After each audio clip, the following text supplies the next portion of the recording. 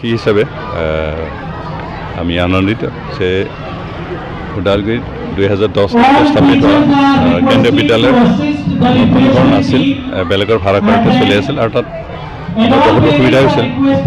কিন্তু আজি ওদালগুৰি কেন্দ্ৰীয় বিদ্যালয়ৰ নতুন ঘৰ পোৱাৰ এটা সুযোগ পালোঁ যে যোৱা 2020 চনত এইখন বিল্ডিং আৰম্ভ কৰিছিল কনষ্ট্ৰাকশ্যন আৰু কমপ্লিট হ'ল।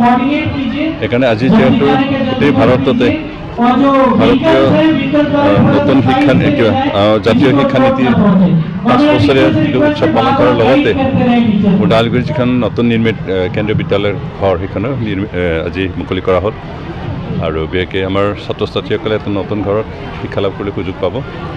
আমাৰ শিক্ষাগুৰুসকলে বহুত পুৰণা ঘৰত য'ত সা সুবিধা নাছিল, বৰ কষ্ট আছিল, যিমানকৈ পৰ্যাপ্ত তেনেকুৱা ৰুম নাছিল, তেনেকুৱা এটা পৰিৱেশত থাকি শিক্ষাদান কৰি আছিল। কিন্তু এতিয়া অন্ততঃ নতুন বিল্ডিং পোৱাৰ পিছত ইয়াত আমাৰ ছাত্ৰ ছাত্ৰীসকলৰ সুবিধা হ'ব, আমাৰ শিক্ষাগুৰুসকলেও নতুন উদ্যমে শিক্ষা প্ৰদান কৰিবলৈ এটা সুযোগ পাব।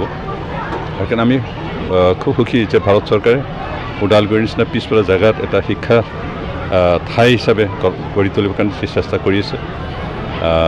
আৰু ভাৰত চৰকাৰ যিটো ৰাষ্ট্ৰীয় শিক্ষানীতি আছিল 2020 চনত স্থাপন এডপশ্যন কৰা, সেইটো আজি 5 বছৰত এটা নতুন ৰূপত ভাৰতবৰ্ষখন আগুৱাই নিছে শিক্ষাৰ ক্ষেত্ৰত।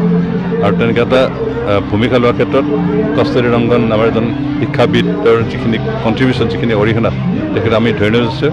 আৰু ইয়াত ভাৰত চৰকাৰৰ যিটো সহযোগ, ভাৰতৰ নাগৰিকসকলক এটা নতুন চিন্তাধাৰাৰে আগুৱাই নিব লাগিব শিক্ষাৰ ক্ষেত্ৰত আৰু অন্যান্য দিশত, এই কথাখিনি চিন্তা চৰ্চা কৰি যি নতুন পদ্ধতিৰে শিক্ষা দিয়াৰ এটা যে পলিচি লৈছিল আৰু এই পলিচিৰ 5 বছৰ সম্পূৰ্ণ হ'ল আৰু আমি নতুন ৰূপত আগুৱাই গৈছোঁ, এই কথাটোৱে অন্ততঃ ভাৰতীয় নাগৰিকসকলক এটা আগুৱাই নিবৰ কাৰণে ক্ষেত্ৰত এটা উৎসাহ অনুপ্ৰেৰণা যোগাইছে, লগতে ৰাস্তা দেখুৱাইছে। আৰু সেইকাৰণে আজি এই উৎসৱৰ লগত সংগতি ৰাখি আজি নতুন বিল্ডিং আমি উন্মোচন কৰিলোঁ আৰু ৰাইজক লগতে আমাৰ শিক্ষা কৰ্তৃপক্ষক, আমাৰ ছাত্ৰ ছাত্ৰী আৰু ছাত্ৰ ছাত্ৰীৰ অভিভাৱক আমি সমজাই দিছোঁ। আজিৰ পৰা ইয়াতে নতুন ক্লাছ হ'ব।